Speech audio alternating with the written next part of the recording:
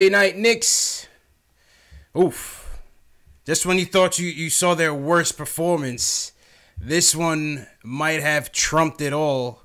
Knicks get washed in LA 128-107.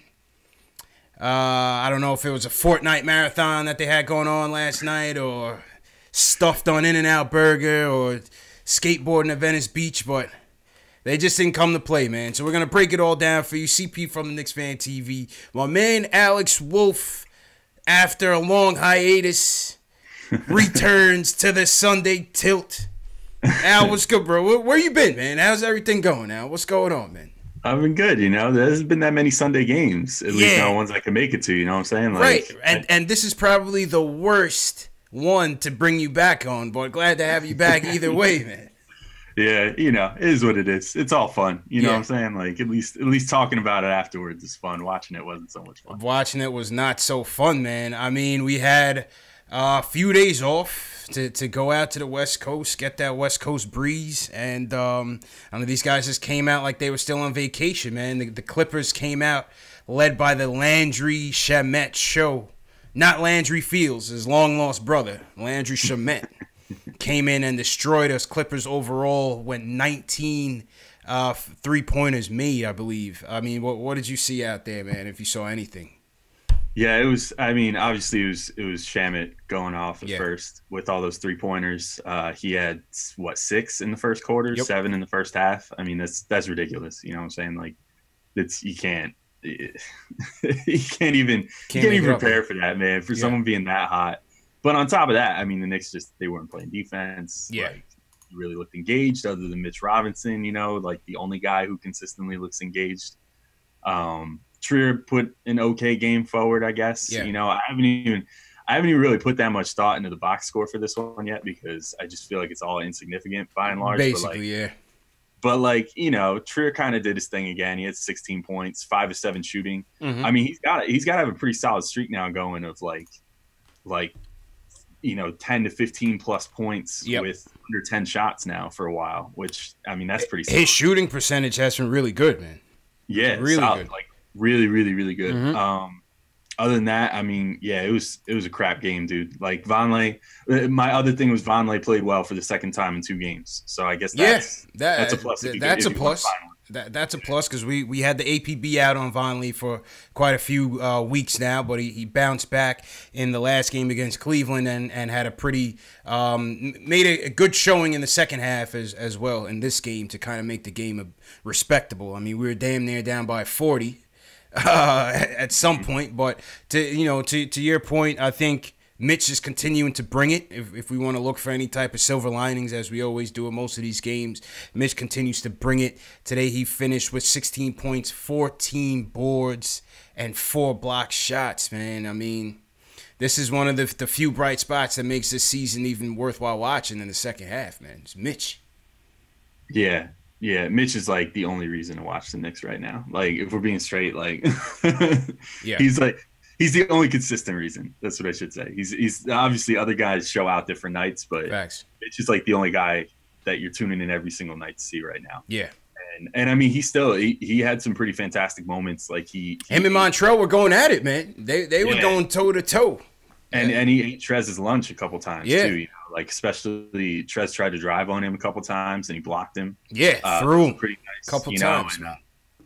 And Mitch, he had another double-double, which is good. He's still not really that bulky yet, you know what I'm saying? Yeah. Like, guys don't typically add bulk throughout the season. If anything, they lose it. Mm-hmm. So it's not like he's gotten any bigger, like, muscular-wise this season, but he's getting better positioning, and he's really finding a way to kind of worm his way in there, like Dennis Rodman-esque, you know what I'm saying? Get his way in there and just find the positioning for the rebounds. So Facts. He's doing well. What I like about Mitch, I mean, outside of his play is has been exceptional. I think he's averaging in the month of February. He averaged 11 points, 8 boards, 3 block shots. Rebounding numbers are going up, block shots are going up. But you could just see his mentality. He's just maturing so fast. You could see him trying to lead out there. I don't know if it's the DeAndre Jordan effect or what it is, but we saw him in the gym late nights, putting in late nights, early morning workouts in the gym. He's real focused, man, for his age and not having had that experience at the pro level. You could see he's really taking it serious, so that's a good sign. Yeah, I think I mentioned this on Locked On Knicks recently. Shout out Locked On Knicks. Yep. Listen to the podcast. But I mentioned this recently. I think that Mitch seems to do well with good mentors. You know what I mean? Like if he has, you saw earlier in the season, Rasheed Wallace showed up for one practice, and Mitch had one of his best games at that point. Immediately after that, and then now DeAndre Jordan shows up, and he's had a few weeks of DeAndre Jordan mentoring him, and all of a sudden now he's playing well, to a level that we didn't think was possible before. And looking very DeAndre Jordan-esque, sometimes, but even better if we're being totally honest. Like, DeAndre Jordan in his rookie season never showed like what Mitch is showing right now. Tremendous upside, man. They brought in Marcus Camby last week to talk to him, who also mentored DeAndre Jordan. So, and he seems to be accepting it. He's not coming in with a chip on the shoulder. He seems to be soaking it all in. So, like I said, man, one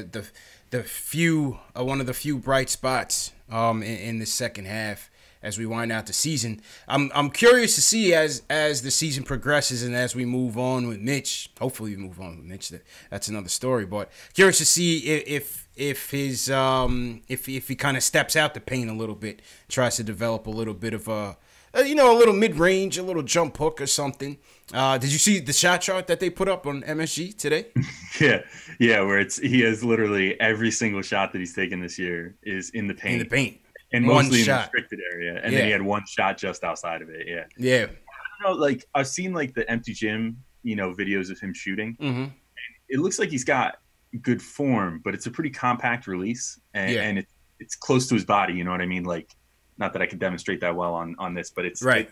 It's coming from here. Yeah, you know what I mean? He's not shooting from up here. Mm-hmm. So that worries me a little bit about him trying to get that off in game right now, because to be a guy at his height facing guys, that are at least as tall as him. I mean, if you're shooting from around your face, like you definitely have more of a chance of getting blocked, or not getting that shot off with enough room than if you're above your head. So we'll see over time. Yeah. I'd like to see him at least attempt like 2 or 3 3-pointers. Yeah, why not? Why not, man? Why not? Yeah, what do you have to lose? I mean, you're losing today's game by like 22 points or whatever, and at times you're down by like 40. So like, what's Facts. the point of at least give him one shot at a pick and pop one time, just you can get it off in game. But yeah, I think like I think actually if he would start busting that out now, he would at first see a ton of room right away because nobody would expect it. Nobody would even think that he could shoot it. But if he started making a couple, I'd start to worry a little bit about that release, with where he releases the ball from. But that's like, I'm thinking way too far into the future with him right now. Hey, listen, it's good to think about, because that means he's showing a lot of potential, man. He's showing a lot of potential, so that's good. One of the things that wasn't so good, perimeter defense. The point guard play left a lot to be desired. Dennis Smith Jr. didn't have so great of a game. I mean, what's your overall take on DSJ in tonight's game and kind of going forward? Yeah, I mean, not a single guy on the Knicks could really defend the perimeter today. Yeah. So I'm not going to put that all on him. It kind of they all just felt sleepy today. Yeah. Like it was one of those, and Fizdale talked about it a little bit after the game that like this is a trend now. This isn't just like a once or twice thing. It's like anytime they have one of these afternoon starts, they've struggled this year. Mm-hmm. And to what you mentioned before, you're kind of joking, but it might be the real case. These kids playing too many video games and stuff. These guys are in the suite going Fortnite dancing and whatever. Fortnite and everything. Whatever the hell that is, man. I can't get with it, man. I'm old. But I don't know. I mean, Smith, like I got to be honest, like I barely even have an opinion on what Smith did because I feel like I just kind of stopped paying attention to him after a few minutes. Yeah. Just because he was thoroughly unremarkable. Mm-hmm. I guess the same could be said for Moutier. I didn't find Moutier to be particularly great to watch today either. Yeah. He wound up with 16 points, but I mean, just the defense was just atrocious, and the reality of the matter is that you can't you can't go out there and like shoot like Moutier shot 40% today. Like you would shoot a hell of a lot better than that if you're gonna not play defense. And the same goes for Smith. You know, Smith shot 27% today. You 3 can't for go out 11. Oof. 3 for 11 for DSJ. 8 points, 6 dimes, only 1 turnover. Oof. Building a brick house, man. I mean, good for him for still not turning the ball over much, you know, and 6 assists. Like, I have noticed he's very good at, like, very quietly accruing, like, 5+ assists. Since the Dallas trade, he's been on the uptick. Yeah. So, like, his assist numbers have looked great. His jumper just is looking real ugly. Real ugly, man. And that's one of the things I think you want to see from him as the season progresses. And if he's here going forward, is if he can get some sort of efficiency with his jumper. You know, that was always a knock with him. And it's been up and down since he's come. But on the flip side, the assist numbers definitely look good. Kevin Knox, not shooting the ball so well as of late. He seems to be on the downtrend since that Rookie of the Month in December. You know, what do you attribute that to? Dude, I'm like beyond. Yeah, I mean he's a rookie, right? We'll preface that before we get killed in the trap. We know he's a rookie, but you know he's a rookie. He's hashtag only 19. Yeah, only 19. Don't forget it. So, and I'm not forgetting that, but you know he's really playing bad lately. Yeah, you know you can't sugarcoat it. You know it's like if you're gonna give him the big ups for having his good months and showing the flashes of what good Knox could be. It's true. You got to acknowledge the flashes right now of like this is the worst of what Knox could be. It's looking real shitty. Yeah. Like, I mean, his shot selection has been terrible. There was one shot in particular today that really like got under my skin. It was he brought the ball up. I think it was in transition or no, you know, it was like a fresh half court set. Mm-hmm. He got the ball handed off to him around like the elbow 3-point range, and he took a pick and like actually created a little bit of space, and then instead of like driving towards the rim or looking for someone to pass to or like anything else that he could have done, he pulls up from like 6 inches inside the 3-point line. Yep, and I saw you guys posted that. Yep, I did. I took that video right then and there because I was like, this is awful. Like this is exactly what you don't want to see from a kid who's like struggling, has been shooting like 30% for the last like what is it, like 19 games or something? Yeah. I mean, it's terrible, you know, and today didn't do anything to you know, like ease those fears in me as far as, you know, him playing so badly lately. So, yeah, I don't know. I don't want to like I don't want to crap on him too much because, you know, like he's young and everything, but I feel like this coaching staff really needs to like I think that they need to get in his ear and sort of change his mentality. Like I think that he's been going into these games thinking I need to be a scorer. This team needs me to score to win. Right. So I'm going to score. And you rein him in a little bit. Yeah, they need to like change his mindset from like, hey, I have to be a scorer to like, hey, I just need to make winning plays, you know, and I need to like find my spots and maybe like try to get myself going with some open looks, you know, try to use some screens on the outside. Drive to the basket a little bit. Yeah, drive to the basket and not just pull it for the floater, you know, maybe start taking some contact.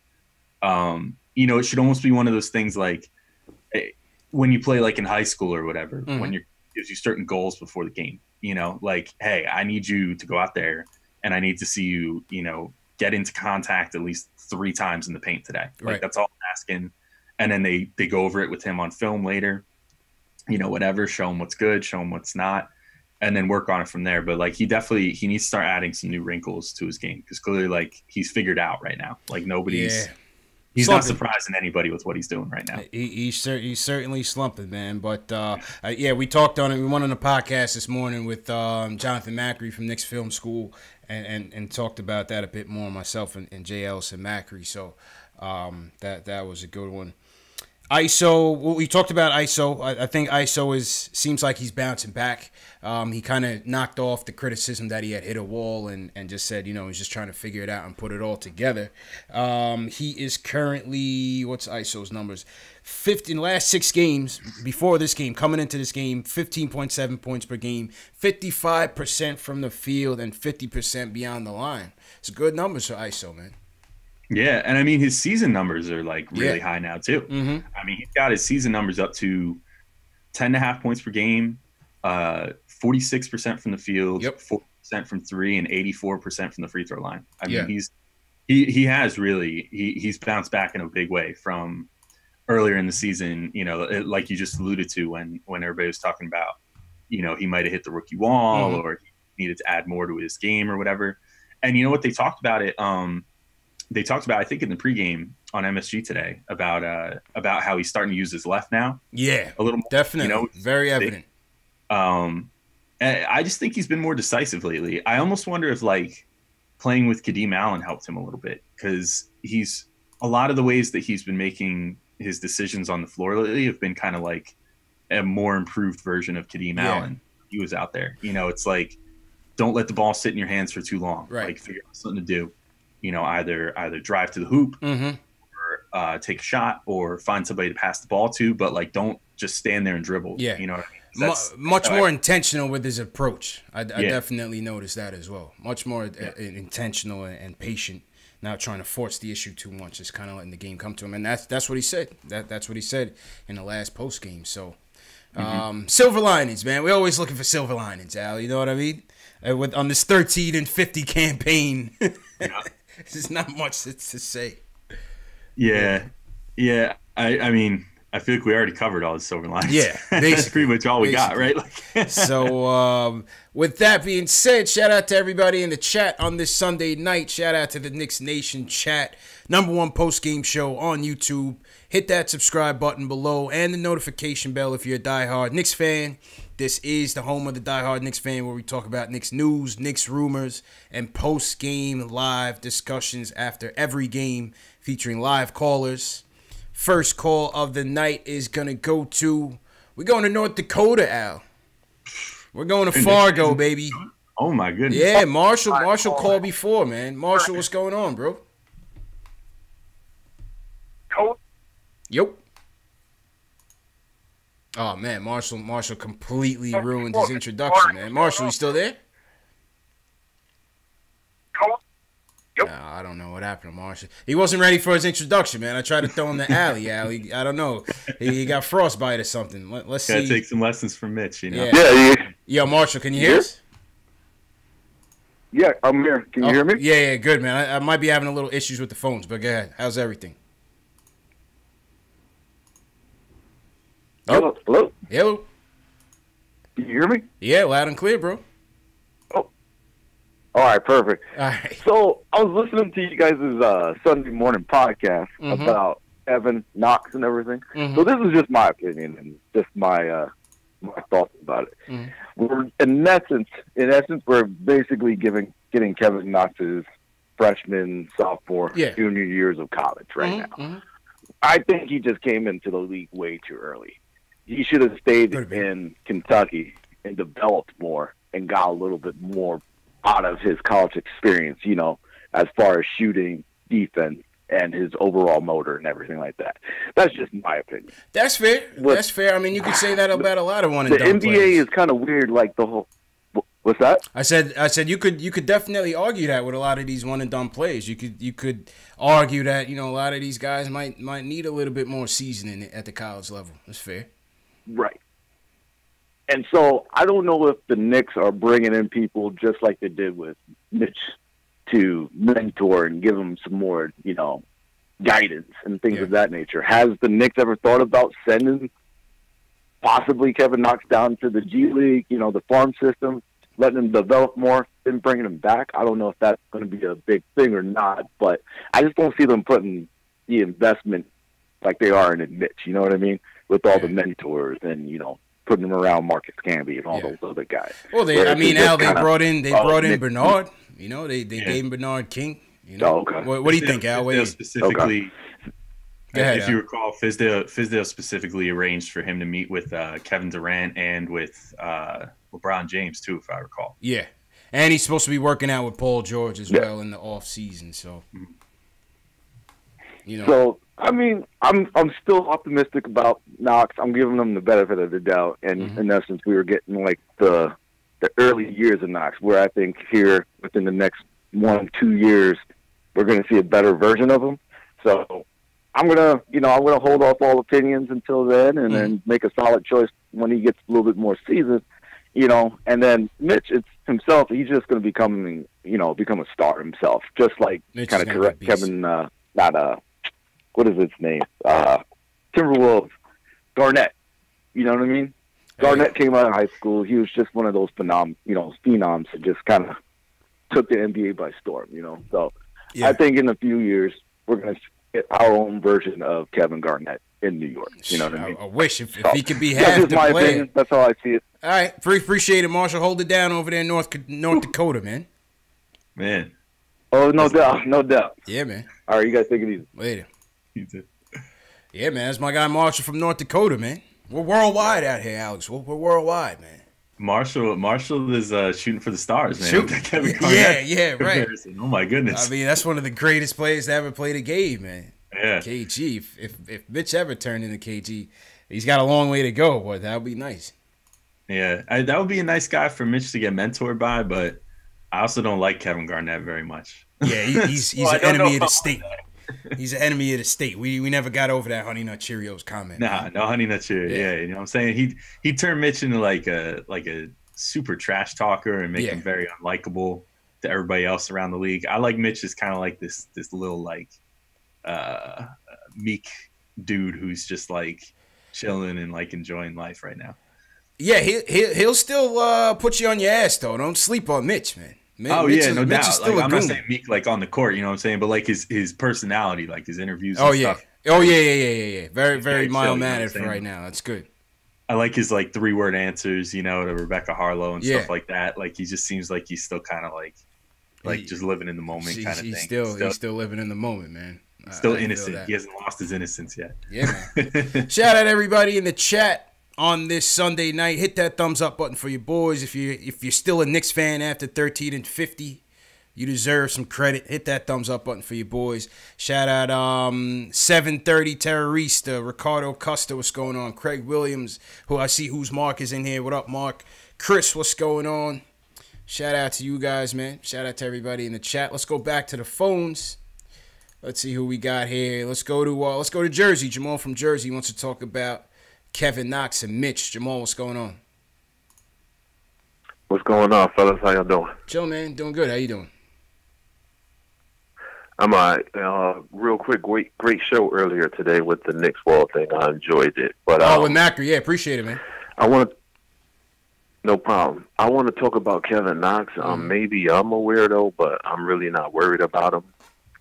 Yeah, I'm not worried. Personally, I'm not worried. I'm just pointing out the observation. You can't. It's hard to miss that he's building a brick house out there. But I'm still patient for sure. I think physically he needs to get stronger, which he will. Mm-hmm. I think he definitely suffering from sporadic to bad point guard play. Like he's not getting no help in those regards in that department. Mm-hmm. And if you look at the better games that he played this year, he's been active on the boards. Even like 2 or 3 games ago, Fizz had him bringing the ball up the court, was running some high action where he just controlling and touching the ball more. He goes a long stretch without being involved or waiting in the corners. I think he got to find out more lineups where Kevin Knox could be more active and not out there with ISO Zoe and 3 trillion guards that ain't doing nothing much or doing nothing to help anybody else get better out there. Yeah. And Al, I think that could be part of the motor issue too that people talk about, man. Maybe like he's the type of player where like you have to, get the ball in his hands or some sort of, movement out there, or else he kind of shies away. Yeah, I think that the rest of Knox's game follows his offense. You know what I mean? Mm-hmm. I think that if he's not on offense, everything else suffers, because that's just kind of how the game works for him, I guess. And if that makes sense, you know what I mean? Like if he starts off and he's 0 for 3 or whatever, then his first priority is getting his offense right. And then from there, everything else falls into place. So I think that's just kind of the issue with him right now. But I mean, to the point, like I'm not like worried about him yet. There's things that are concerning, and certainly when you have a stretch now of like 20 games, and even like in the middle of it there was the All-Star break, which you thought would rejuvenate him, and he came back and he's kind of just still in the same spot. Mm-hmm. It's a little concerning, you know what I mean? Like I just feel like he needs to maybe point guard play is part of it. I don't know necessarily. Like, I think some of the issues with what he's doing is that sometimes he looks for his own shot when he should be just kind of like pushing the ball around the perimeter and stuff like that. Like sometimes the ball hits him and he decides that he has to take the shot. And more power to him, because like ideally you want him to become a scorer that can do stuff like that. But right now with how he's been playing, I think he just needs to look to like facilitate the offense more so than facilitate his own offense. To get into that rhythm. I hear that. Yeah. I hear that. So, but it's a light criticism of him. You know what I mean? Like I'm not trying to like, Yeah, no, we're not ragging on him by any means. We're not trying to do that. Yeah, we're not ragging. We're just pointing out the obvious. No, I understand. Yeah, definitely. I understand. All right, Jamal, I guarantee if you look at. All right, take it easy, fellas. Yeah, no, go ahead. You can finish your point. I didn't know if you were done. Oh, I was just about to say, if you look at the amount of easy buckets that he's got this year due to like other players or assists or point guard player, I would guarantee it's very minimal. His problem is he's trying to create everything on his own every time he get involved. And to me, that's because of lack of offensive creativity and point guard play. Yeah. Okay. Well, and part of it too is he has to kind of embrace off-ball movement more as well. I think embrace like cutting and using off-ball screens and things of that nature too. And then I think the Knicks have some point guards that can find him in those sort of looks. Like Dennis Smith, I think has shown the ability to do that. Trier to some degree, sometimes has shown that ability. And more importantly, and I mean, I know people have mixed opinions about him, but the best guy for finding people like looks within the offense, within the set plays is Frank Ntilikina, I think. And I think maybe you might see some more stuff for Knox if he starts embracing off-ball movement with a guy like Frank out there. He'd probably find the ball in some good spots. A player who they say is a more confident Frank Ntilikina, man, is Shai Gilgeous-Alexander, man. He's turning up on us, bro. He's been playing well. He's been playing well, man. Yeah, SGA had a good game. I was pretty impressed with him. Yeah. I mean, I was pretty impressed with a bunch of guys on the Clippers, obviously. Like, when you route a team like that, number of guys. I think Montrezl Harrell definitely stepped his game up. He definitely stepped his game up. Harrell had like such a weird up and down game because he would go from getting like totally annihilated by Mitch to throwing down a hammer dunk or whatever. It just seemed like every time he would like have something happen.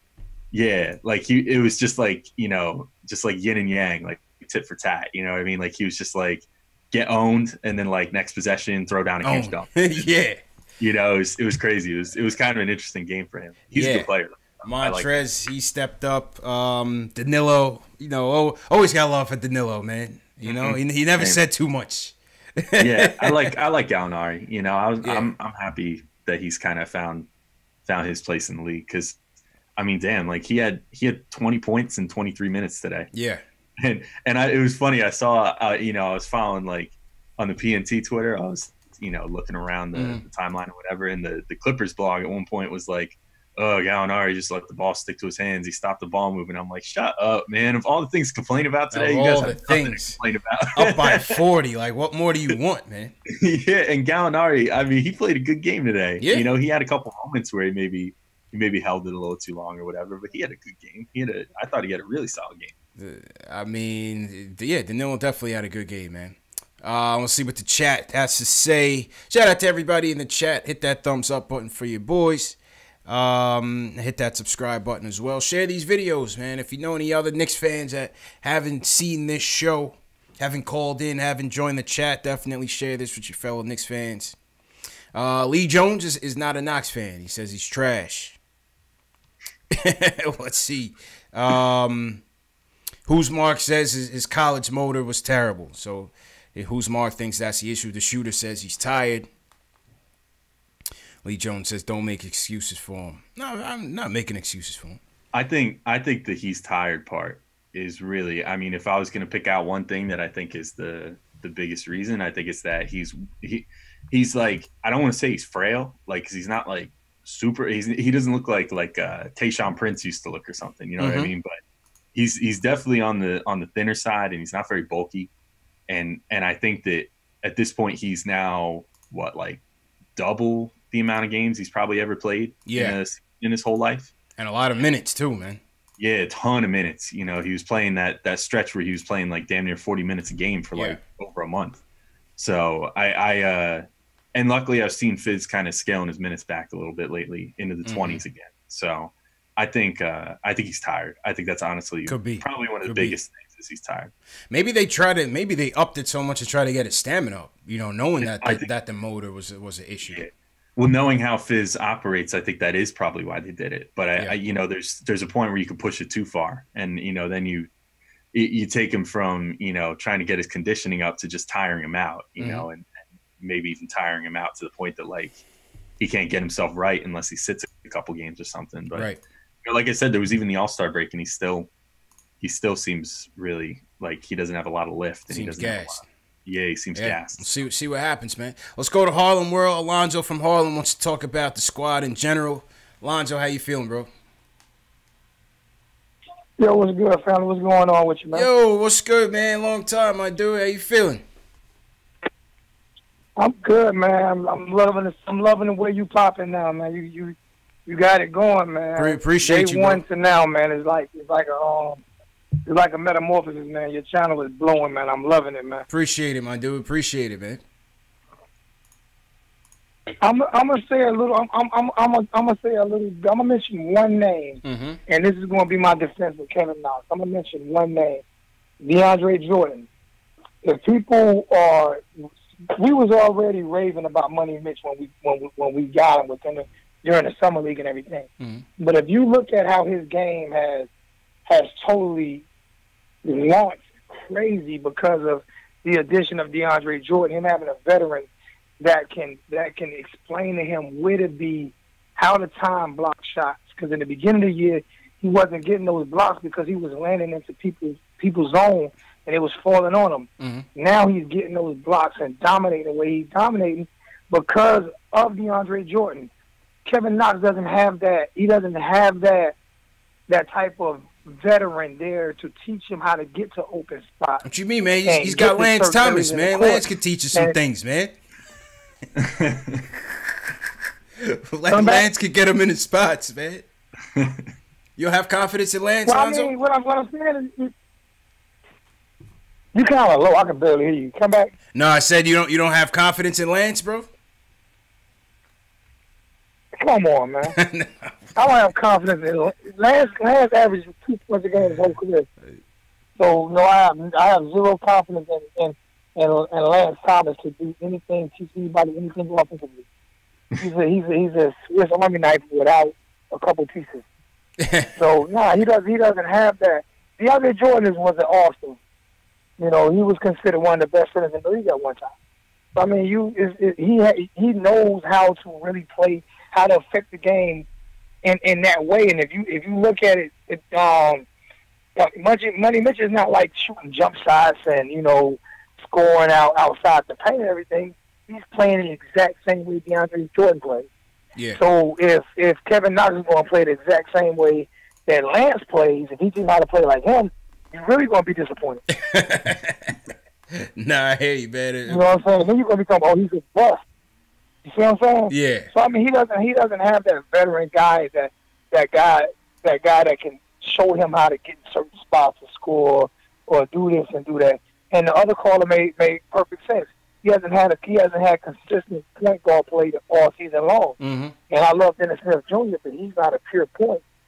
So you don't have consistent point guard play all year long. You don't have the veteran there to teach you what spots to get to, where to shoot from, how to get there. You know what I'm saying? How to get separation. You don't have none of that, and he's still a 19-year-old kid. So he's basically learning with some coaching on his own. And that's not a recipe for success. It's possible. Appreciate the call, Alonzo. Al, who do you want to mentor, man? You want to bring Melo back? What's Melo doing? I think I made a point on Locked On Knicks about recently that I'd be cool with Melo, like mentoring Knox a little bit in the offseason. I don't know if I necessarily need him on this team. I don't think I need him on a roster. Yeah, there's some stuff that Knox could learn from a guy like Melo. Yeah. Or, obviously a guy like Durant. That's the guy. Look, if we're talking about the guys that I really want to mentor Knox, like get Kevin Durant, man, like get him on this team because that's about the best mentor you could possibly have for a guy of Knox's stature and, position and whatever. But, there's plenty of guys that Knox could get mentorship from. And, it's a good point that, really there's no other like small forwards on the team. It's like Knox, and then it's Lance, and Lance is even Mario. You want him to learn from Mario? I guess Mario, but even like Mario and Lance have been used as small ball fours all year. Yeah, because they can't really hang as threes anymore. True. So, I guess like Knox really doesn't have a great veteran presence that plays the way that he does to teach him how to play better as the way that he does. But I don't know. My whole thing with the point guard play is like, you could say the point guard play is lacking a little bit, but like guys like Jordan and like Mitch and, to a lesser degree, like Vonleh, even like some other like 3-point, I don't even want to call them specialists because we don't have any actual specialists on this team, but like Jenkins or Ellenson or Cornette or whatever. I mean, those guys find looks somehow. It's just because they have a certain role and they play it, and you got to kind of hit it from the basic angles first. And I don't know if Knox really plays anything at that basic level. He's always trying to do the more advanced stuff and the the solo scoring and that sort of thing. So, well, we'll see, man. We'll see. Yeah. It could be. I don't think there's any wrong hypothesis here with what's going on with Kevin Knox. I think, some people say motor. I see people in the chat saying motors. Others say, it could be point guard play. We'll see. Time will tell, man. Time will tell. Okay, let's go back to the phones. Raw Hebrew Remnant joins us. He wants to talk about the overall development of the team. What's going on, bro? What's up, fellas? I did hear the audio with Macri today. That was awesome, man. I'm glad for you and Jay Ellis. You guys blowing up. I knew you guys were going to bubble. I'm glad to see it, man. Appreciate it, man. You've been supporting since day one, man. So thanks a lot. Yeah, man. I'm always here, man, because you all are real for real on the Knicks tip, and I that's like for good or for bad. You there, and I've been there from like I said, I was a Knicks fan from the first, not the first championship, the second championship. I was been a Knicks fan. I was like 11 years old at that time. Okay. And I've been a Knicks. The only time I left was when they let Clyde go to Cleveland. I was so mad. I became a Boston fan for a little bit, but then when Boston drafted, they traded JoJo White, and I went back to the Knicks. And at that time, also, the Knicks got Bernard King from Golden State, and I was all in. And I was like back, and I wasn't leaving after that. But I've been through hell and high water with this team, and I have to say I am very, very excited about our team. I know the record's bad, and I know a lot of the younger cats don't remember all of these things. But I mean, Mitch is a game changer, man. I mean, this dude. He's really going to be the deal. And I hope they don't trade him for AD. Yeah, I'm not saying AD, 25 years old, top 5 player. I get it. But this is a guy we drafted that's our guy. And to have a guy come through our system like that is a change. That's very rare in Knicks land. That's very rare. So that's number one. Number two, I'm excited to see him with Frank because Frank is our best perimeter defender. Say what you want about his offense. I believe his offense will come in time. People are just too impatient in New York. But if you let this kid, right now he's our best perimeter defender. If you give him and Mitch some time together with both of them healthy and they get to run a little bit for like 10 games, I think you're going to see something with just them two. Also, one more thing with regard to Knox. Y'all need to chill a little bit, man. I was looking at Giannis Antetokounmpo's stats. He came in 2013. His first year, he played 25 minutes a game, averaged 7 points a game.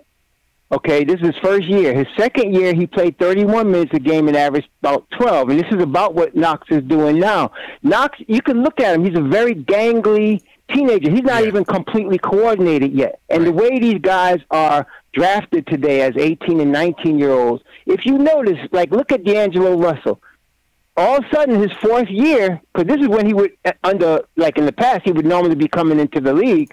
Now he's blowing up. You got to give Kevin Knox that time. I think I'm looking at him like a superstar in the making. We just got to be really patient and let him grow into his body and let him develop. I would just be treating him with kid gloves right now, like we were kind of treating Porzingis before he, shitted on us. But I'm just saying we should treat Knox like that, because going forward, we got a stud in this kid. I just want us to be patient with him, because don't worry about what he's doing now. I think he's going to be like next year.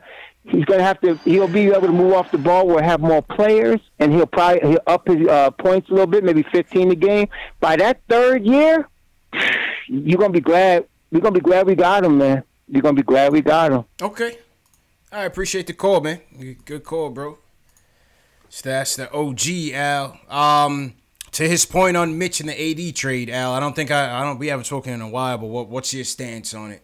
In terms of what's going on in the summer.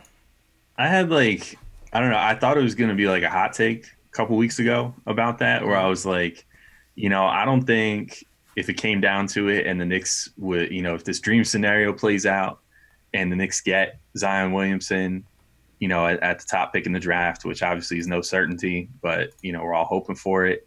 And then, they get KD and Kyrie and, things are looking real good like that.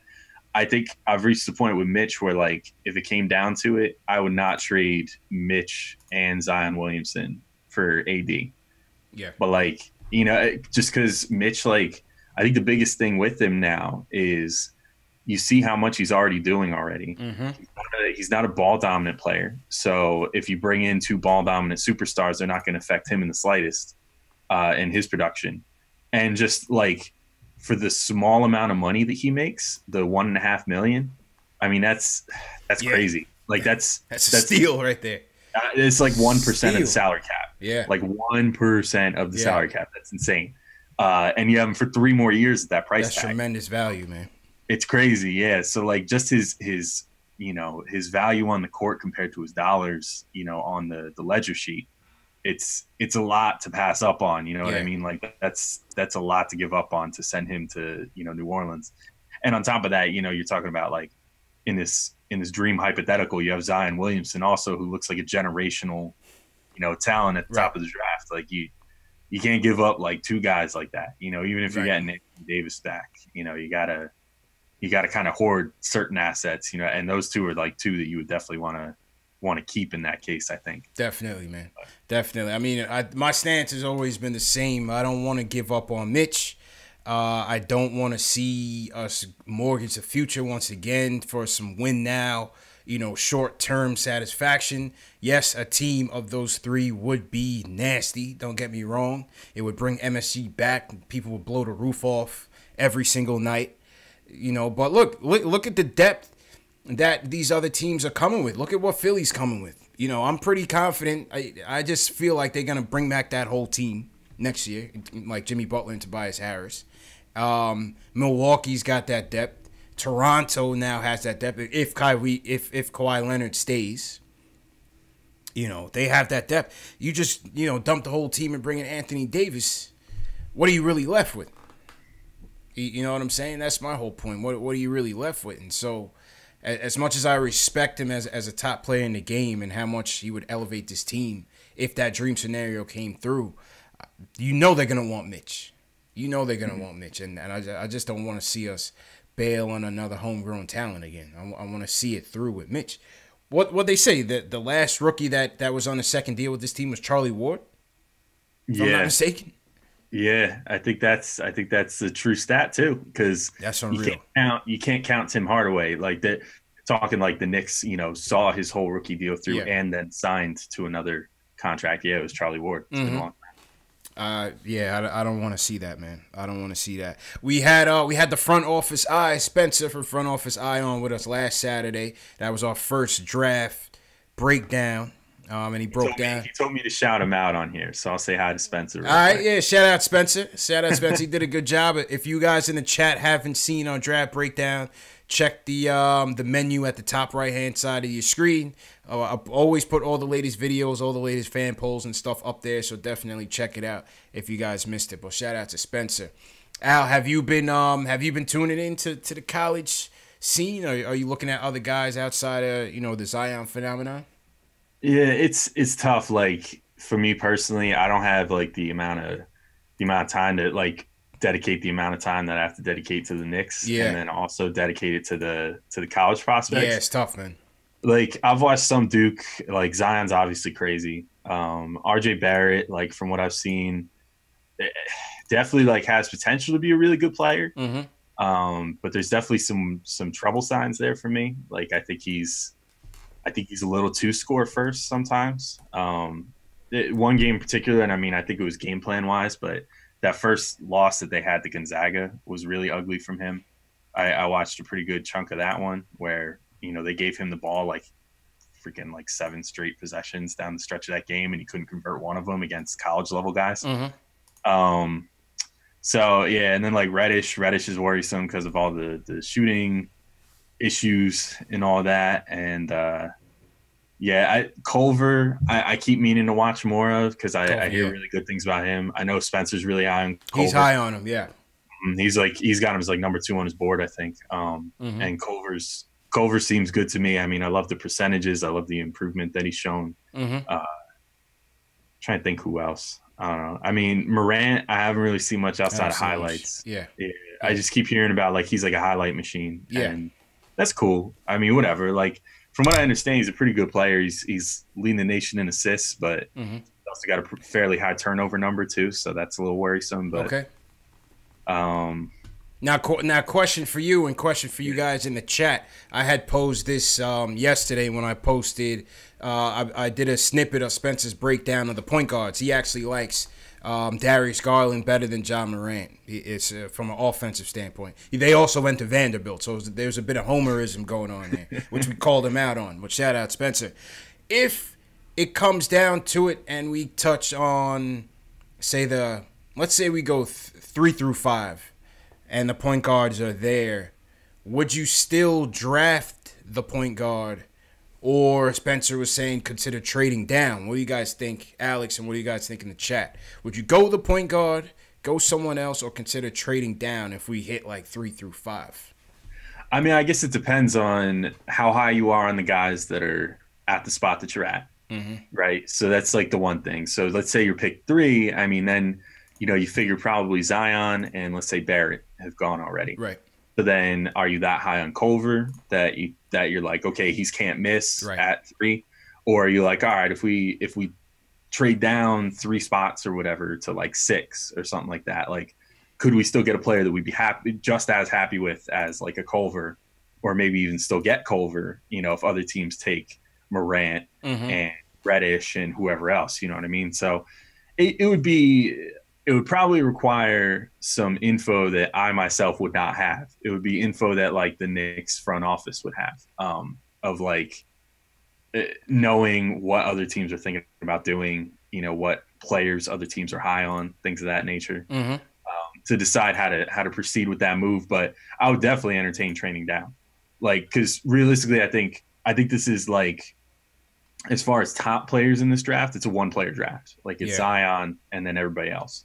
And then, like, once you get past that, then it's like, okay, how high are you on any particular other player? And it's just like, if you can trade down like 4 or 5 slots and either secure another pick in the same draft or secure a future pick, and just kind of add to that treasure trove that you got in the Porzingis trade, then maybe you do that. I think it would be a good move. And I think there's enough like, there's not like so much distance between the 2 through maybe like 10 prospects in this draft that you can really be like, oh, like we're going to lose out on a huge talent by trading down 4 spots in this draft. Like I really think this is one of those drafts where there could be, the player drafted at 10 could do better than the player drafted at 2 potentially. Right.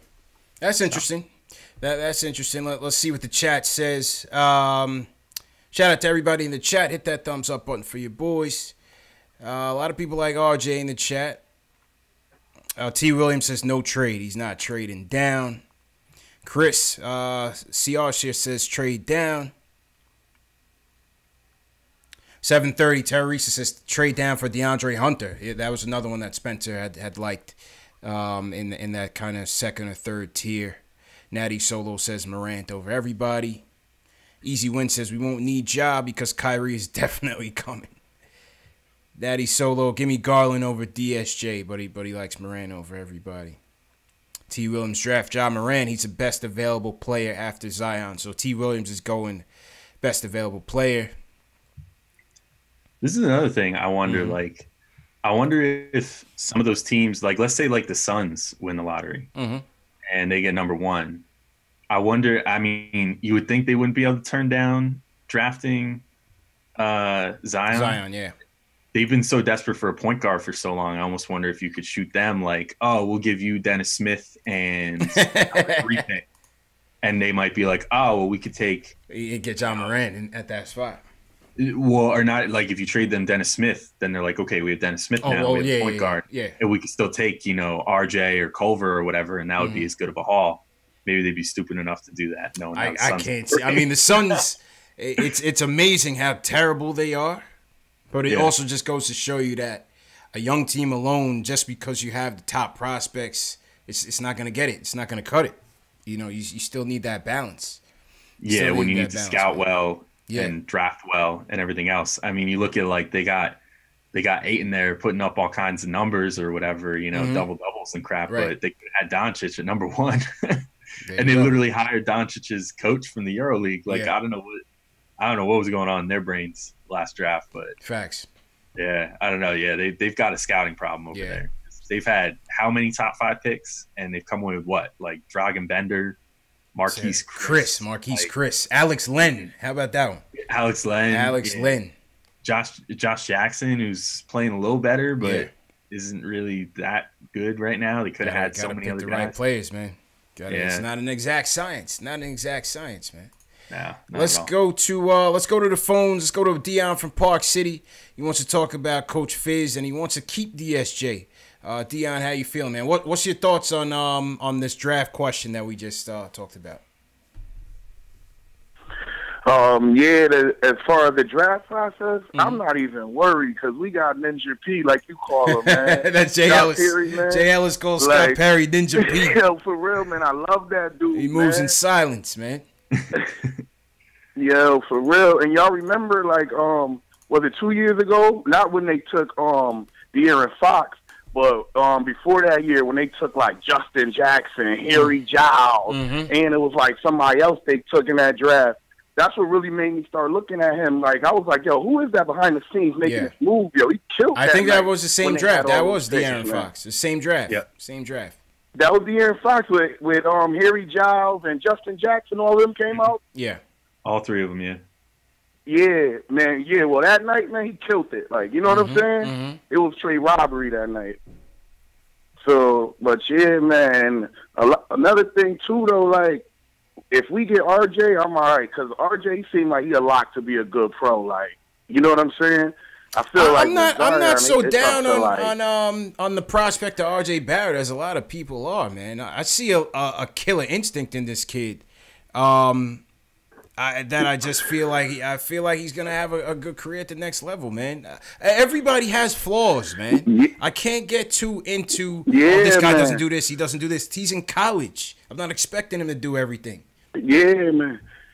Yo, RJ got an NBA game, straight plain and simple. His game is a straight NBA game. Like he's the new 2 guard in the league. He's better than DeRozan already, like offensively. Got the same problems. You know what I'm saying? Can't shoot. He's gonna be a problem. Yeah. I like his aggressiveness. I like that he stays aggressive. I get the shot selection. Yo. I get the defensive woes. I get that he doesn't move the ball that much, but I wouldn't be mad at it at the 2 pick. Yeah, you gotta wonder. Yeah, man. I would like RJ out there, man. He looked like he got that New York state of mind. Yeah, man. Go get Al, what were you saying? I was gonna say, you got to wonder how much of that is coached into him too. You know, like by Coach K, like the fact that he takes so many shots or whatever. Because even when they have interviews with like Zion Williamson after the game, he's always talking about like, oh, this is RJ's team, blah blah blah. Like maybe that's just coached into him. I don't know. Maybe that's why he plays how he does on that team. Right. Yeah.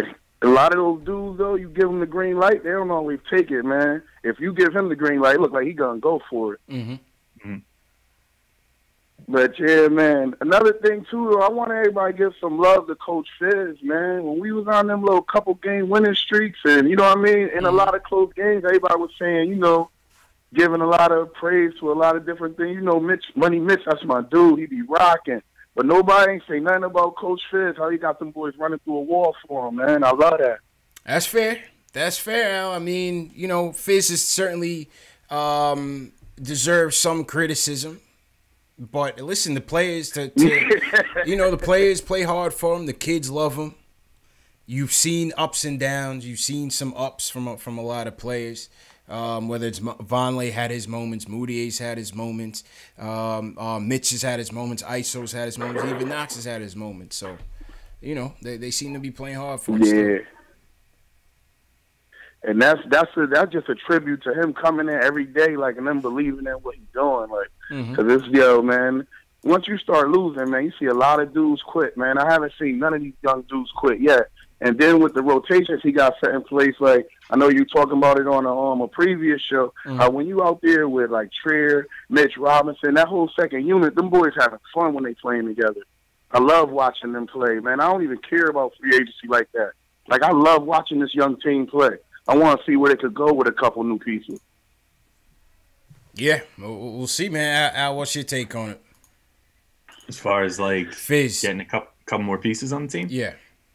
Yeah, I mean, I definitely think that, the stuff with Fizdale, I think, has been exaggerated maybe a little bit. Mm-hmm. Some of his late game coaching decisions and stuff. Because I think that he's not prioritizing necessarily winning every game. You know what I mean? Mm-hmm. He's definitely, you can see by how he coaches the end of certain games that he doesn't really care who's out there. If it's going to result in a win. He just wants to see people in certain situations. The London game stuck out to me with that.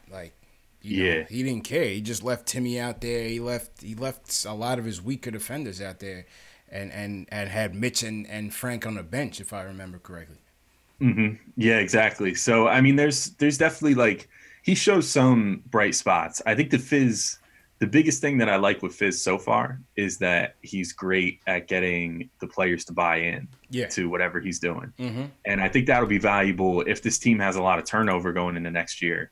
And a lot of new faces and stuff, that's going to be a valuable skill, is that he'll be able to get this team together quicker than, most coaches, hopefully. True indeed.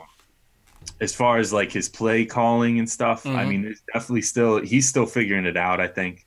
But you also have to consider, I brought this up a number of times, different places over the season, but you got to consider that he's coaching a bunch of kids, you know what I mean? So he's probably trying to keep things pretty simple, for them, and that I think results in some, less than inspiring plays sometimes that he draws up after timeouts and stuff. Granted, some of them have just legit been pretty bad, but I think he's even shown some growth in that area throughout the season. So. And to your point in keeping the offense simple, on our podcast with Macri, he brought up that point about the offense, and he thought that this type of offense was more appreciated to a potential free agent, ball dominant free agent like a Kevin Durant or a Kyrie Irving, who can kind of come in, get those high pick and rolls and kind of create for themselves. But my question to him was, is it that, or is it Fizz just keeping it simple based on the personnel that we have right now? And maybe once a roster stabilizes a little bit, does he get a bit more creative with the offense and emphasize a bit more off-ball movement? Yeah, I think the answer is probably somewhere in the middle, like it usually is. I think it's a little bit of both. You know what I mean? Yeah. It's part that it's part that Fizdale's keeping it simple for the kids, and part that also I think he does favor a point guard in particular that can kind of run the game for him. Yeah. Get the points, but also get some assists, get things going. But in a lot of ways, getting things going means scoring the ball. Like you look at Mike Conley under Fizdale, had, one of his best seasons, and then, a part of another season that was one of his best seasons. Yeah. In large part, I think because Fizz is a guy that empowers the point guard position a lot. It's true. And uses the point guard as a means to running everything else, which obviously is what you want to do. But with Fizdale more so than other coaches, I think he relies on the point guard to really set the tone. True, and the Knicks, and the Knicks for most of this year have not had a point guard that's really far above average. Certainly like average to slightly above average at best on certain nights, and that's about it. So. Yeah, no, I agree. And speaking of point guards, man, I think his confidence in Moutier is pretty evident. I think, people are still asking, how do you still have confidence in Moutier? But I get the feeling that they're really entertaining, Moutier is kind of like a backup plan going forward here, man. What do you think? I don't know. The price tag is kind of pricey, but I don't know how pricey it's even going to be, if we're being honest. The only way that I think that the price will go up on Moutier is if a team like the Suns or the Magic, something like that, a team that needs a point guard. Well, the Magic don't even need him anymore because now they got Fultz. So yeah, there goes another potential Moutier suitor. But, if a team like the Suns use whatever cap space they have, try to make a run at him and, offer him a little above what they think would be willing to pay, that's about the only way I see him getting overpaid. I think realistically what's probably going to happen if the pipe dream is actually going to come true, they're going to have to renounce him. Right. Because his cap hold is really, really high as a lottery pick. But I don't know. I don't know how to feel about it because the way that I look at Moutier, and I wish that the Knicks would, and Fizdale in particular, would seem more like they're looking at it this way, is if you already have Dennis Smith Jr. under contract for another 2 years after this one on a rookie deal, who's basically a better version of what Moutier gives you, then why are you going to bring Moutier back? Right. He's not giving you anything that Dennis Smith can't give you, but better. So that's kind of the way I look at him. I hope he's not part of the plan. And I mean that in the best way possible. I really hope he's not part of the plan. I feel good for him, for having sort of pulled his career back together this year, and for Fizdale for having sort of fixed him or whatever. But I don't really want him on the team past this year. Yeah, I think I'm good, man. I think I'm good on that. The last player, when we were talking about player buy-in, DeAndre Jordan. So I guess the buyout period has now passed, and we did not buy out DeAndre Jordan. The media asked him, what his situation was. He said he likes it here. He said he saw no reason to request one, and it seems like he's bought in with Fizz, and he's bought into that mentorship role. So that's kind of interesting. You figured DeAndre Jordan could have basically landed on and played some meaningful basketball in the second season, but it seems like he was content with sticking it out here. Yeah. Based off his personality, he kind of seems like the anti-Cantor in terms of every way, man. In every way. He's a few years older, obviously, so there's that to consider, and he's made a lot more money in his career and stuff like that. So he's not so much playing for his next contract. Yeah. But I think that Jordan probably understands that, it's not like if he got traded somewhere, if he got bought out or whatever, that he's losing bird rights or something. So that didn't worry him first off. So he was like, whatever, I'll just stick it out here. And then secondly, I think he knows teams have the book on him. If someone wants to sign him to a big money deal this offseason, they're gonna. There's nothing holding them back. Right. You know what I mean? They already know exactly what he could bring to the team. And in the meantime, I think maybe he's kind of enjoying maybe just for once having a zero pressure situation where he can just kind of mentor, a young player and help some guys out. It seems like he likes Fizdale in the locker room and stuff. So, I mean, it was nice to see. I'm glad. Yeah. I'm glad he didn't get bought out and re-signed somewhere else, because I actually really like him. And yeah, I like him. As we've already said, and as some of the colleges have already said, I mean, his impact on Mitch Robinson is pretty great. Yeah. I mean, if he's willing to take about 5 times less than what he's making right now. Yeah, certainly. Come on back. I mean, you got to consider, this is, again, this is reaching and starting to look at things that aren't, materializing yet, but he's really good friends with Kevin Durant, so maybe he just wants to stick around here and then eventually sign a deal in the offseason. Yeah. But who knows? It's not like the Knicks are going to be able to offer him like more money based off of, having rights or anything to him. That's right. So he's going to have to take a fairly significant pay cut, but maybe he wants to ride it out here and just kind of be the first guy to welcome Durant in with open arms. I don't know. True indeed, man. But yeah, DeAndre has definitely been a good presence here so far, no doubt about it. Before we get back to the phones, once again, shout out to everybody in the chat. This is Knicks Post Game Live, #1 post game show on YouTube for the fans, by the fans. Make sure you guys are hitting that subscribe button. I'm vastly approaching 10,000 subscribers. Hit that subscribe button below. Some of you guys watch every day and still haven't hit that subscribe button. Maybe you don't know how. Just hit subscribe.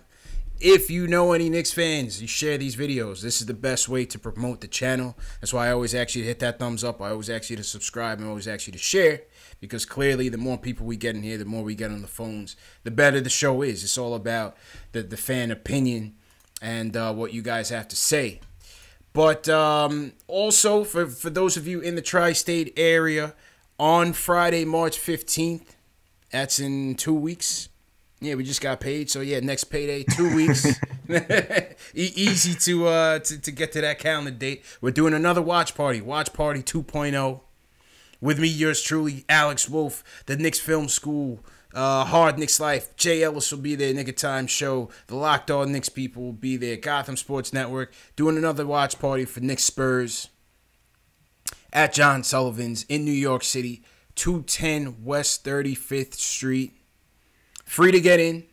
Proceeds will go to the Garden of Dreams Foundation. I think we gave we gave him a check for about $700 last time out. Yeah, it was. I think it might have been over 800. Okay, it was pretty solid. Yeah, it was good. Yeah. Also, I should note, everybody should bring cash. Bring cash. Yeah. They're doing $8 cash drinks, and I think any cash drink sales are going to go towards the charity donation. So, and it's like 25% of all drinks, and they're doing like $8 beer, wine, and well drinks. Okay. So they're going to give $2 for every $8 drink sold to Garden of Dreams. Okay. And we're still waiting on official confirmation, but we might have some raffles and stuff too. So definitely good to have cash for that. All right. Cool, man. Yeah, definitely. If you guys didn't come to the last one, definitely come through. It was a real good time. We actually got the W. That was a Dallas game when Mitch and ISO went off. And, yeah, that was a good time. So I see people in the chat already confirming their attendance. So shout out to those guys. All right, let's wrap up on the phones. We got a couple more phone calls in. We'll skip the player ratings today, Al. We lost by damn near 30. Mitch did well. We like Mitch. Those are your player ratings for tonight, man. Jaleel from Long Island, he's on. He wants to talk about what we do if we strike out in free agency and the lottery. What's going on, man? What's going on, man? Chilling. All right. I had a quick question for you. Because, like, as everybody else, I've been a lifelong Knicks fan. And we always lose. Like, in free agency, in the season, we just always lose. So my thing is, like, if we're already used to losing, what happens if we don't get Kevin Durant and we get, say, the third pick and we get a R.J. Barrett or a Cam or a Ja Morant? What happens? Are we cool with, like, re-signing a DeAndre Jordan and then just letting Mitch and all those guys just build? We might have superstars. Like, we might not have to get a Kevin Durant because we might have superstars. Kevin Knox might turn into a Kevin Durant. DSJ might become, who knows, you know what I'm saying? Like, these guys might get better, so who knows? Maybe not Kevin Knox being a Kevin Durant, but you know what I'm saying? He might become a good 20-7 small forward, you know what I'm saying? So what happens if we have that? We don't need to sign a Kevin Durant, and we did it naturally like Golden State. Nobody thought Golden State had what they had till they had it, and they got a ring. Al, what's your backup plan, man? So I think you go one of two routes, or maybe a combo of both. If you strike out on the big free agents, obviously that's the plan. chase these big free agents, see if you can sign, some of the best players in the league, Durant, whatever. If you don't do that, you're one of the teams with the most cap space in the whole league going into the offseason, and maybe the most. I think it's the most, and like the Clippers, if they unload Gallinari, would have almost the same or whatever. But my idea for a backup plan would be one, using that cap space to take on some big 1-year deals that are in their last year, such as a Gallinari or something like that, to help other teams create space. If you know for sure that no other players are coming to your team, use your cap space and collect more assets that way, be it a young player or two or some draft picks or whatever you can get. Just rent out that cap space for a year. And then the way that I would fill out the roster is do kind of not that the results are great right now because of how they've been handling things recently with, dealing with their young players and stuff. But you do the Lakers model, I think, then after that. You sign a bunch of veterans to above market value 1-year deals and bring them on just for a year. Yeah. So sign guys, that might normally command a contract of like 2 years for $20 million or whatever. Sign them to like a 1-year, like $14 million contract, and it just roll with them for 1 year, that kind of thing. And then make sure that cap space can still be open in the next year, the years afterwards. And, I think that's going to be the way to go and the way that the Knicks should look to do it if they're not able to secure those big free agents that they want. Yeah, I agree with you, man. I think my backup plan would be just stay patient. Stay patient. Keep the money. Don't burn it on a Chris Middleton or, Vucevic, even though he killed us the other night. But I wouldn't – those aren't the type of guys I want to sink max money into. Not even Tobias. I love Tobias, homegrown kid. I wouldn't do that. Keep the money. Like Alex said, you can use the cap space as a weapon to absorb bad contracts with the benefit of taking on additional picks. That's how you win this asset allocation, asset acquisition game, like how Danny Ainge plays it. That's how you win that. Look at what the Nets did on how the Nets rebuilt their team. Bum-ass Nets and all. That's what they did. They didn't have the flexibility of drafting players, so they had the cap space, they took that on. And again, agreeing with you, Al, signing some veterans. Like I said, if DeAndre comes for $5 million, you bring in DeAndre. If we don't get a Kyrie Irving or, even a Kemba, if you want to say Kemba, get a veteran point guard in here. Not one that, you want to be in competition with these guys, but one that can teach. One that can teach. The callers made a point earlier about getting Knox. Maybe get a veteran for Knox, a veteran swingman. So, those type of moves when you bring in some vets that know how to win and fortify that with the draft picks, that could turn into some good things for us, even if we don't, get those 2 max free agents. Yeah, for sure. I mean, those are, exactly what you said. You don't want to get guys that are going to be thinking, you don't want to get the Cantors of the world that are going to be, veterans that are in here thinking that the playing time is meant for them. Right. But the brilliant thing of the whole thing, like if you strike out in free agency, is that you still have all that space. So like a guy like DeAndre, then you wouldn't have to be like, oh, like DJ, you have to take like $5 million for a year or whatever. Then you could be like, all right, well now nobody else is coming, and we got all this extra cap space laying around, so we'll give you a big fat deal for this year, and then we'll have some actual like bird rights on you for next year. Right. So you could spend like $15 million for one season on DeAndre Jordan or something like that. Do basically what the Mavs did with him prior to trading him to the Knicks. So, and that's obviously something that he's good with, I guess, because he did it with the Mavs too, and the Mavs didn't really look like they were gonna make the playoffs or anything this year. So, that's kind of how I'd handle it. Just be smart. Don't give out any long-term contracts unless the player's absolutely worth it. Like unless you're talking about a top 20 player, even top 10, 15, whatever. Make sure that they're guys that, if paired together or whatever, are going to be able to actually put your team over the hump.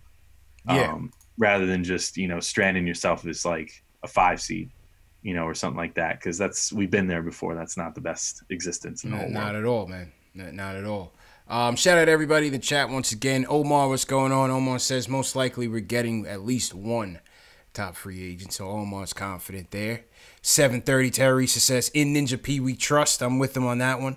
That might have to be the next shirt. In Ninja P we trust. Shout out Scott Perry. Yeah, man.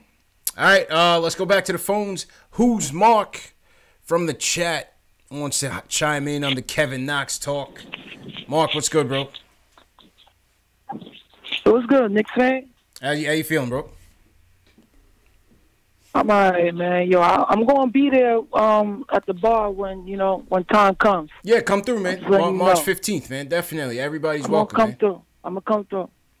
Okay. So, listen, I don't want to come down on Knox, but I've seen this coming with his motor.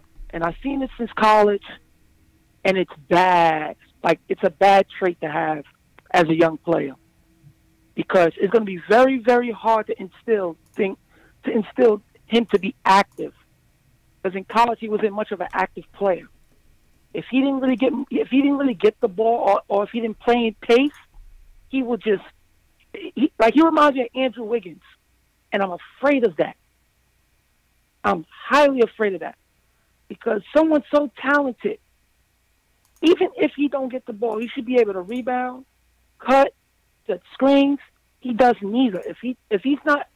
If the Knicks aren't playing with a certain amount of pace, you won't see him. He will take bad shots. And then it's like he's like a deer in headlights when he has the ball. He doesn't have much of a passing ability. I just don't like that kid's motor. And if you don't have a motor coming into the NBA, you will get lost very fast. And I understand, I have to deal with it now because he's on our team and everything. But that thing scares me alone. And please, Knicks fans, don't compare him to Kevin Durant. That's really, really disrespectful. He's not in Kevin Durant's boat. Not from college. No, there's nothing about him that smells Kevin Durant. That's a false. The most he'll be, the best he will be a high quality. He could be a starter, a high quality starter that could shoot the ball because he does have a shooting touch. It's more about with him. If we had someone that necessarily draws double team all the time, that we really don't, he'd probably get better shots. So he takes a lot of forced shots due to the fact that we don't have anybody that really bends the defense enough for him to get wide open shot. That's why when he gets the ball, he takes the shot quicker than anything. He has to be able to set his feet. Once he don't set his feet, it's a bad shot. You can see it every time. Like Timmy. Every time. Like Tim Hardaway used to do. Yeah, you can see it every time. Watch his feet. But he could be a good shooter. Once he's set with his feet, he could be a good shooter. That's one thing that said, okay, I could deal with him because before the draft, I would have took Shane. I'd have took Shane off the Clippers. I'd have took him. Shea I'd have took Trae Young or Wendell Carter. Those was my picks before Knox because I didn't like the motor. And he's having a big problem with that motor. He's having a huge problem with that motor, and that's hard to fix in a human being. Sorry. I hope you're wrong, man. It's very hard. But yeah, hopefully he's not. He's raw. He's raw, but yeah. The thing is, I don't like that he fades away like that when he doesn't get the ball, if he doesn't score. He has to learn to say, okay, if I don't get the ball 5 plays down, let me disrupt the offense on defense because he's long enough. He can rebound. He's capable. Yeah. But the motor adds on to that. Now, if he had a motor, he would be doing it a little more, but he doesn't have it. He lacks, and that's a bad trait to have when you're playing basketball. Now where you at on the draft, man? What's your take on the draft so far in the non-Zion? This is what I wanted to talk about because the guy I forgot the guy's name who you on the air with. Alex. Everybody's talking about RJ. Which for me, he reminds me of left-hand DeMar DeRozan, but more of a ball hogger. People say he has a little bit of playmaking skills, a little bit, but he's more of give me the ball and get the hell out my way. That's the type of player he is. And if we would have drafted him, he wouldn't be good for the Knicks because we're going to need a guard that's able to share the ball with the players that we have. So we get them open shots and better shots. We can't have another ball handler that's hogging the ball. That's why my theory with Cam Reddish, the way he's looking, is because he's been put into a certain role because he could shoot it better than RJ. If RJ doesn't have the ball, what else does he do well? What else does he do without the ball? Yeah, you were definitely a Cam Reddish guy from earlier this season. Huh? I said you were definitely a Cam Reddish guy from earlier this season, for sure. To me, I think he has a better skill set, but he's not going to be able to show it because he's playing with RJ, and RJ needs the ball to be effective. That's why they give him the ball more. And Zion can play off the ball. That's what makes them good, because Zion and Cam can play off the ball because they cut, they shoot, and they do other things. They have great tangibles. I'm not a big RJ guy. For me, it's either if I can't get Zion, I probably would trade up in the draft. And you know who I would trade for? I would talk to the Hawks, because RJ would be a great fit for Atlanta because they're going to need a guy that say, "Get the hell out my way." Okay. I think he'll be a perfect fit there. Appreciate the call, Mark. That's Mark Wayne, and Mark needs his own show, man. He's long-winded, man, but he comes with a passion. He brings it, man. That's I rock with Mark, man. I definitely rock with Mark. You know. Billy Bats in the chat said you asked him a question. That was a big mistake. Yeah, I want to hear what he had to say. I want to hear what Mark has to say, man. You know, he definitely comes with a lot of points. But yeah, his prospect has been Cam Reddish from the beginning. But I don't know, Cam is an enigma just because you don't really know. You know, is Zion and RJ kind of stymieing him? He had a couple good games this season, but by and large, he's been up and down. He's been kind of inconsistent this season. Yeah, people got some of those same concerns with Cam about the motor as they did with Knox. Exactly. So I'm kind of surprised to hear he's so high on him. To be totally yeah, that is surprising, right? That is surprising. Yeah. But I think what he's saying is, and Spencer mentioned it too. Spencer thought that he could be the most talented of the three, but he just hasn't been able to put it all together. Yeah, I mean, of course he probably could be, but yeah, I don't know with Cam. Like the biggest thing is, you know, I don't think he's necessarily been cast in the best role for him. Like I think he needs the ball in his hands a little more. From what I understand, and he's just kind of been looked on as like basically a spot up shooter, right? Like a 3-and-D type guy on Duke. I don't think that's necessarily the best thing for him, but yeah, I don't know.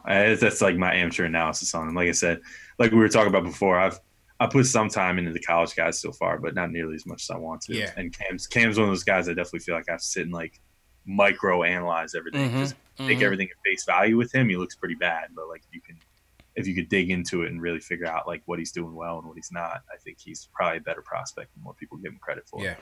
Time will tell, man. Time will tell. But like I said, we had Spencer on our draft prospect show last week. If you guys missed the show, definitely check it out in the menu at the top hand right. And we'll have Spencer on later on after the lottery. We'll be breaking it down probably after the tournament as well, because, you know, stocks rise and fall after the tournament.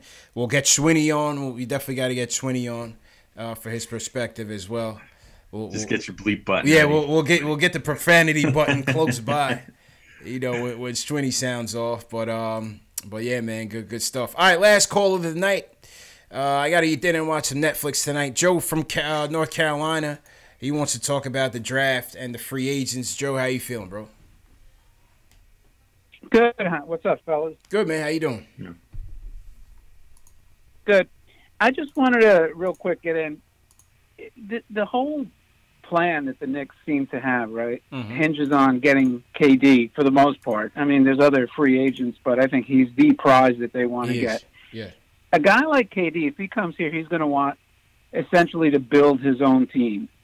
He's going to more or less be carrying the same weight that LeBron carried to the Lakers.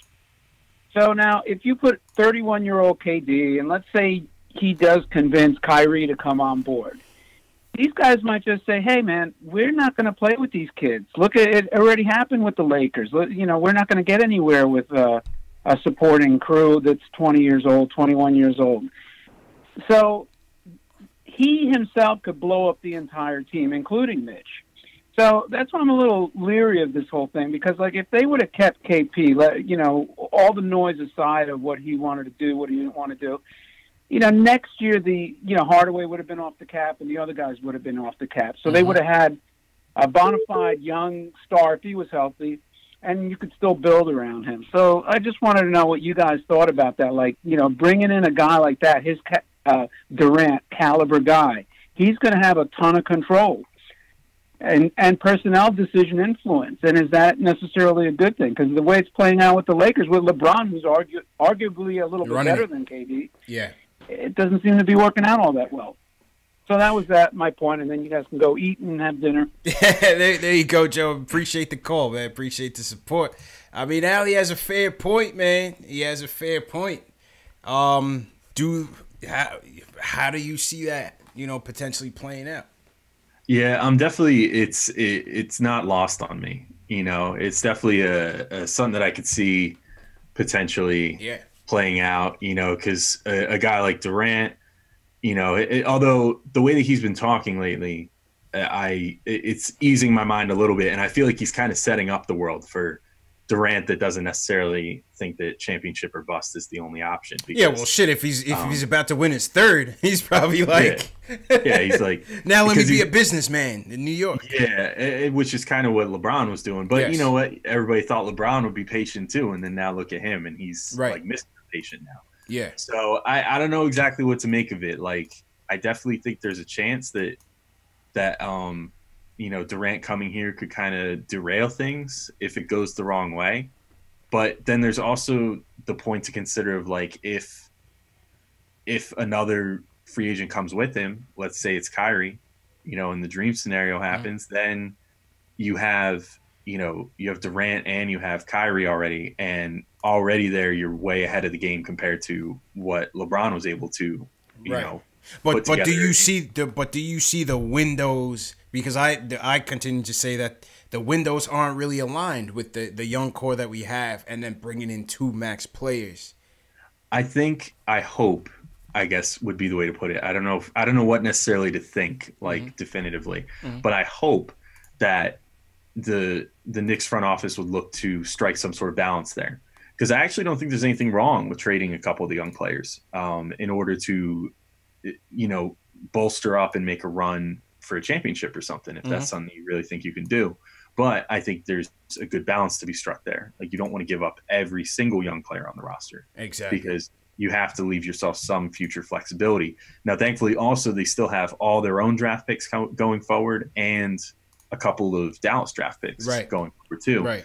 So that helps things along too. Like, you know that over the next, whatever it is, 6 years or whatever, or 5 years, whenever that last pick conveys, they're going to have draft assets that whole time. Yeah. So that's good to know too. So if you trade some young players for a more established player now, you're not necessarily killing yourself later on. Right. You're not completely emptying the bank. Yeah, and you don't even necessarily have to go after someone like Anthony Davis, who's like cream of the crop. You know, if you already have a Durant and an Irving or something like that, then maybe you just trade some of these guys for like a not quite a, you know, like a tertiary star. I was saying Bradley Beal.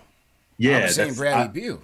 I've brought up his name already too. You know, obviously Washington's not going to have too much to play for the next year and change. Yeah, Wall gets, you know, healed up, so they might want to take on a couple young players just to try and kind of bolster their team a little bit. Which you know, with how capped out they are going to have very limited options over the next couple of years. So yeah, that could be someone to go after. There's just so much at stake here, man. So much that can change things.